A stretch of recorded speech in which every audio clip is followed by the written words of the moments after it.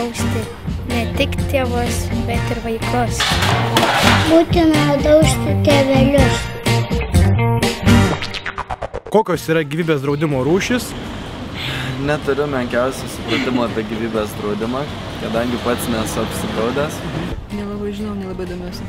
Kad vaikų nepilnamečių dar yra draudimas. Paskui, ir darbininkų. Nuo sužalojimo, nuo traumų įvairių, iki mirties ten būna. Nuo mirties, nuo lūžių, nuo dantų. Gyvybės turtą, ką čia daugiau galim drausti. Vaikų gyvybės draudimas, žinau, yra suaugusių. Yra sudaryta kaupiamieji, ten šitie yra galbūt terminuoti, nežinau. Nelaimingų atsitikimų, nuo mirties. Ligos atveju, ten avarijos atveju. Yra 3 gyvybės draudimo rūšys. Rizikinis gyvybės draudimas, tai yra draudimas be kaupimo, o taip pat 2 kaupiamieji gyvybės draudimo produktai.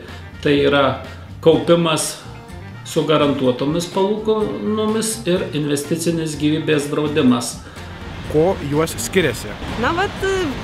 Būtent ir skiriasi sąlygom, kurie sudaryta draudimo sutartį.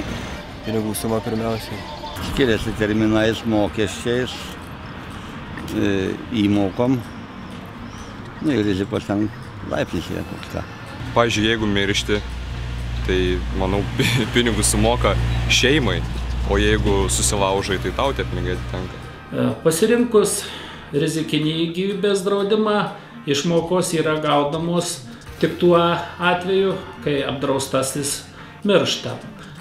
Tuo tarpu pasirinkus abu paminėtus kaupiamuosius gyvybės draudimus, ar tai su garantuotomis palūkanomis, ar tai investicinį, išmokos gaunamos arba apdraustojo mirties atveju, arba pasibaigus sutarties terminui, tai yra kada išmokama sukaupta suma. Jeigu pasirenkamas kaupimas su garantuotomis palūkanomis, tokiu atveju asmuo žino, kokią sumą kaupimo laikotarpio pabaigoje jam išmokės draudimo bendrovė. Jeigu pasirenkamas kaupiamasis investicinis produktas, tokiu atveju suma, kuri bus gaunama laikotarpio pabaigoje, yra tik prognozuojama. Viskas priklauso nuo investicijų sėkmingumo.